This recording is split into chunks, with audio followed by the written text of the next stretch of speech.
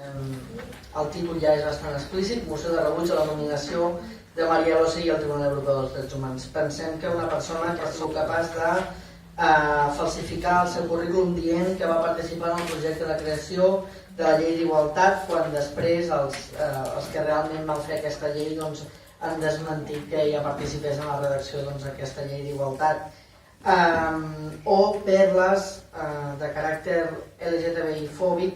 com que és evident que els que insisteixen en anar contra la seva biologia desenvoluparan diferents patologies, o que les persones transsexuals haurien de sotmetre's a teràpies psicològiques i psiquiàtriques en comptes de la cirurgia. Una persona que està aspirant a arribar al Tribunal Europeu dels Drets Humans i que està negant un dret tan bàsic com és el dret a la llibertat sexual, pensem que no té cabuda, i per això hem portat en aquest ple aquesta moció.